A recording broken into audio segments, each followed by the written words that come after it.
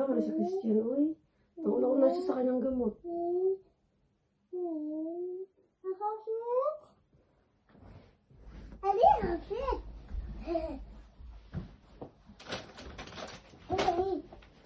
Nauna mo sa gamot niya.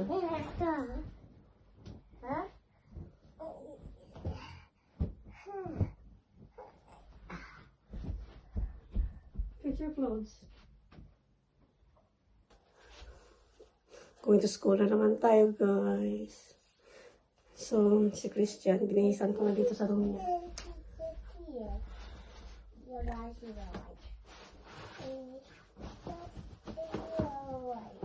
Pito natin ito.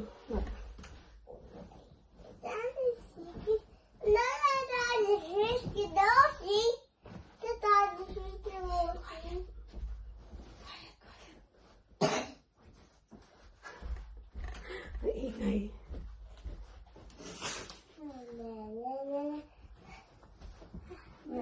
Guys, di ba?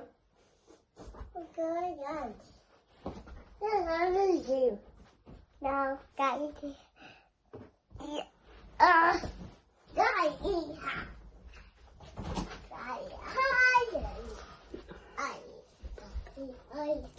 Maba na tayo, guys, para makainin to si Christian. At makapag-ready na tayo ba? Sa ano?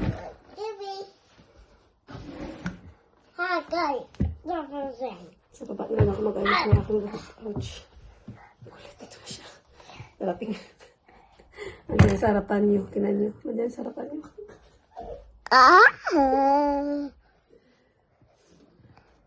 Hi guys. Hi guys. Yes. He's daddy guy.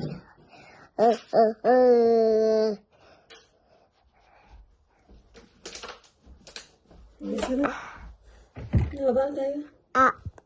Dali mo. Dali mo. Dali mo.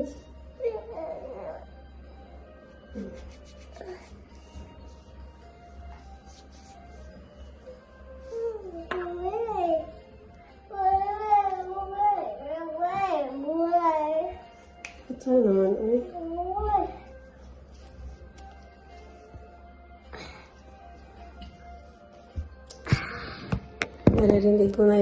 Naririnig ko na yung basurahan. Pick up today. So, ang dadalhin ko guys doon. Kasi medyo mga 3 hours ata ako doon. Dala ko ng tubig kasi pwede naman ako uminom ng tubig. Saka snacks. Snacks after ng appointment. Tapos charger in case na malobat ako doon. Ito yung charger. Nakaka. Wala na saging. Siguro headset. Mga ganun. Mga dadalhin ko. Para hindi ako ma-board doon kasi mag-antay ka doon nata ng mga 2 hours. 3 hours. Tissue na din.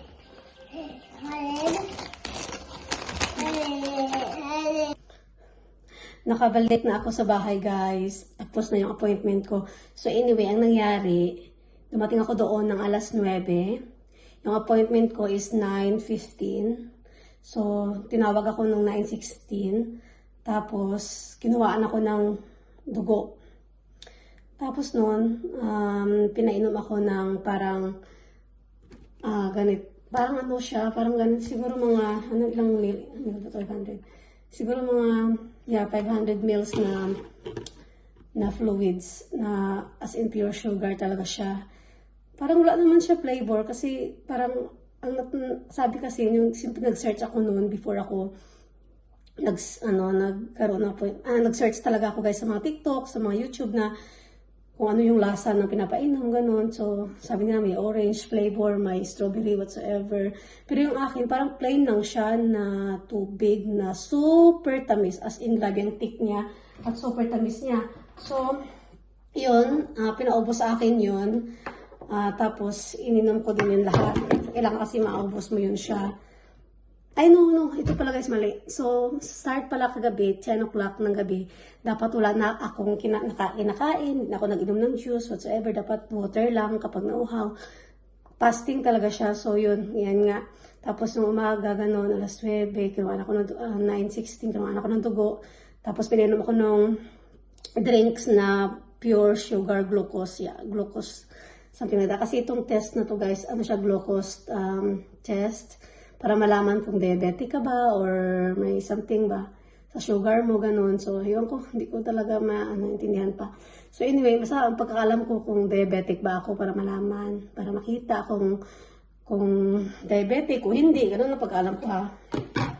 So, anyway, yun nga, pinainom sa akin yun, tapos kailangan ubusin ko agad yun. At saka, pinalabas ako doon sa waiting room. Doon ako nagantay sa waiting room. At saka, nagantay ako doon ng 2 hours. 2 hours ako nagantay doon. So, mabuti na lang guys, nagdala ako ng mga headset, nagdala ako ang phone ko is fully charged, kaya hindi ako masyadong nabagot doon. So, ang ginawa ko, kasi nga daming tao din nag-aantay doon sa waiting area, may mga appointment din ba. So, ang ginawa ko, lumabas ako doon, kasi pwede naman lumabas. Lumabas ako doon sa labas, na sa may garden nila. Doon ako umupo at saka doon ako nanood ng mga YouTube, mga Netflix, ganun. Pero naantok talaga ako guys, tapos feel ko gutom na gutom talaga ako ba kasi wala talaga akong kain. Kasi normally talaga sa morning, before ko ihatid si Christian sa school niya, kumakain din ako, like minsan nga nag-rice pa ako, minsan magkakadalawang bread pa ako, ganun. So this morning talaga, wala, tubig lang. So talagang gutom na gutom ako, mahina yung katawan ko ba. So, pero because of that drink na ininom ko, parang naging okay konti. So doon ako sa labas, nagpainit ako doon. Kasi may araw naman, kahit papano. So doon ako nakaupo. Which is, mas okay kasi fresh siya. Kasi sa loob, kasi parang daming tao. Tapos, naingayan ako doon sa loob. Kaya mabuti na sa labas ako. Doon ako nakaupo. Siguro ako nakaupo ako doon ng mga 1 hour and a half.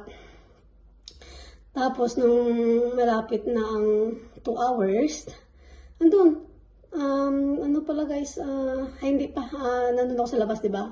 Nakausap ko pa mama ko, tumawag pa ako sa Pilipinas, daming nangyari. Mabuti hindi ako nabagot kasi nga may headset ako, may full charge ang phone ba, yun pala talaga importante, no? So, yun. Tapos, parang yun lang, nantok talaga ako, Tapos, pumasok na ako sa loob, at saka, nagantay ako ng 30 minutes doon. Doon ako nagstay kasi baka mas mapaaga yung tawag sa akin, ganun. Pero sabi kasi 2 hours daw yung dapat yung sugar na ma-absorb ng body ko. Tapos nung 2 hours na, tinawag na ako, bumalik naman ako doon sa nurse, doon sa room ko saan doon ako kinuha ng dugo nung una. Tapos, kinuhaan ako ulit ng dugo guys, no? Kinuhaan ako ulit ng dugo, sample naman daw. Tapos, ayun na, sinabi na pwede na daw ako uuwi. Tapos, tinanong ko lang kung kailan ba malaman ang result. Sabi, mga 3 days daw.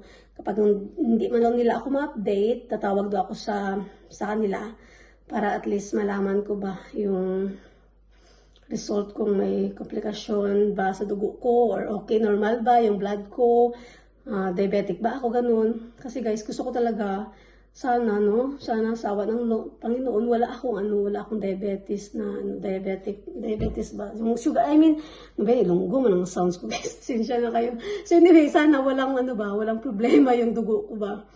Kasi gusto ko talaga i-normal itong pagbubuntis ko guys. Gusto ko talaga i-normal. Kasi hindi pa ako naka-experience ng cesarean. So gusto ko talaga i-normal ang pagbubuntis ko kasi nga after na panganak guys, okay na ako. 1 day lang, okay na talaga ako. Wala na akong naramdamang sakit. Yun lang. Parang back to normal na yung life ko ba. Ayoko talaga, Diyos ko Lord, sana normal talaga lahat kasi wag lang ako ilagay sa mga ganyan ba, mga cesarean. Hindi naman sinasabi ko na ayaw ko kasi ganun. Pero kung pwede lang ba, normal ko talaga guys. No? Gusto ko talaga normal. So yeah. So babalitaan ko na lang kayo guys, no, kung may result na tayo. So, yun nga. Tapos umuwi na ako. Kumain ako ng konti kasi nga busog. Parang wala na akong gana. Siguro nalipasan na dahil sa nalipasan ako ng gutom. Parang hindi na ako nagutom guys. Kunti lang. Siguro mga 5 kutsara lang yung nakain ko na kanin. Kasi meron pa naman akong adobong pork belly sa fridge. Yun ang kinain ko, pero hindi ko naubos na, hindi ko nakalahati kasi parang naalipasan ako ng gutom ba. So yun, tapos nagnap ako.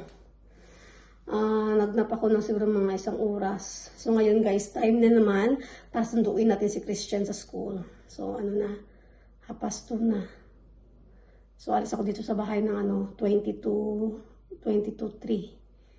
Kasi alas 3 ang labasan niya. Wala tayong pahinga guys, no? Buhay natin ba? Yeah, so that's our life guys, mga nanay sa Ayan, so alis na ako. Nag-prepare na din ako para makasunduin na si Christian. Yeah, let's go guys, sunduin na natin si Christian. So dito na ako sa dito na ako sa hospital guys, no? So naantay ko na lang yung appointment time ko talaga kasi medyo maaga ako. At saka toilet muna ako guys. So anyway, yeah, dito na tayo sa hospital. At sana hopefully everything is okay. No, walang problema. Tapos, yeah, mga 2 to 3 hours daw itong appointment na ito. So, yeah. Try ko mag-vlog kahit sa yung sa gitnaan ng pag-waiting ba para ma-update ko kayo. Sige guys, lalabas na ako. Auntie, here. There you go, here. So, guys. So, nasundo ko na si Christian. Here.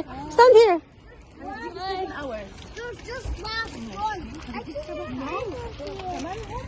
So, nasundo na namin si Christian. Nasundo ko na si Christian, guys. Nandito na si Christian. Oh, Christian. Yan. So, ngayon, nag-book na kami ng taxi. Kasi nga, pupunta kami sa McDonald's. Doon na kami magdi-dinner. Ay, maghapunan ni Christian. Tinatamad na ako magluto. So, sabi ko kay Kim, gusto niya kainin, sabi niya McDonald's daw. Sige, doon na lang. Kasi kanina sana na lunch ba yung gusto ko na kainin yung McDonald's. Pero hindi natuloy kasi nga nasusuka ako kanina. At saka wala akong gana. So, ngayon, pupunta kami ni King doon. Magta-taxi kami. Mag-alas 4 naman na. So, tamang-tama. Christian, come here! So, Christian, show tita the heart given by Rufina. Come on. Meron siyang guys, meron siyang gift galing sa niya, sa best friend. Nagulat na ako, sabi ko, anong heart? Tapos yung, nakausap ko na yung yung mommy at daddy, nandun nagsundo kay Atina. Sabi may binigay doon si Atina ng heart kay Christian. Tingnan yung sweet, oh. Ang sweet ni Atina. What did you say to Atina? Thank you, very good. O, diba? Kayo na talaga may girlfriend. 4 years old pa lang yun ha, may girlfriend na. Kayo na talaga. Ay, Diyos ko. I'm gonna bring your bag up now. It's gonna be dirty. So, we'll wait the taxi, Christian. We just wait for taxi, okay? Are you hungry now? Are you starving? Yeah. No? Yeah. So, what do you want to order then? Chicken nugget and milkshake. Okay. Yan guys, may mga dala silang balon kasi nga. Dali na dyan sa sementeryo. May sementeryo dyan. So yung taxi malapit na. Nearly. No. Oh? You shouting to mommy? No, the taxi is coming soon. Mommy gonna have some burger and chips and Coke.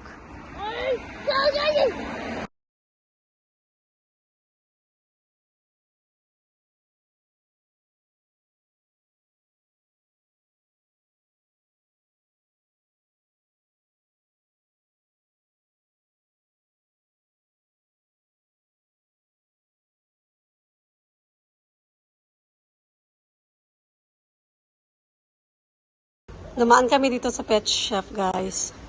Ito is one, oh. They're eating here. Here. So cute. What about this one? They're two. 1, 2, 3, 4. No. That's a good 1, 2, 3. No, they're 4. What is that for? Ah, they're 5. 5 king. What? No. There's another one. And 6, 7. Nawaan lang kami. Hindi naman kami bibili dito, guys. Ano lang. Magtingin-tingin lang kami ng mga ano ba.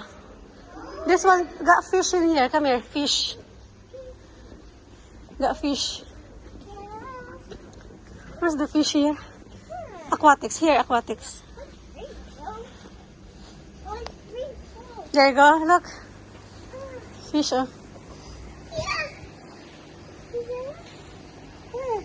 Wait, what that, Mommy? See? What that, Mommy? Fish. What that popcorn? Wow, this is bad. Clown loaches. Albino block. No, don't tap that. What that shade? What that shade? It says cherry barb. What? Look! What's that towel? Look at that! Look at that fish! Wait, what? Christian. Look at fish! He's cleaning. The fish ocean? Come on na. The fish ocean? Yeah, are you done? Mommy, no. Let's go now. Let's go to the shop. Why? Yeah, that one. Try this. Try this. Oh, this That look, this very big, oh. Oh, try this, babe. No, it's tiny. Just try. You got tiny food. Oh, see? It's fit. Oh, see? So we're gonna buy this? Okay, we're gonna buy this. Why no? They're ready. You don't like it? No. Why? Blue. It's Spider-Man. No, what the blue one? Blue one. Mm-hmm. So what size is this? It's a size... Arty naman ni Christian, uy. Gusto niya daw blue. 6 and 1/2 siya. So, hanap tayo ng blue din. Ah. Ang arte guys, ayaw niya ng pula. Gusto niya blue.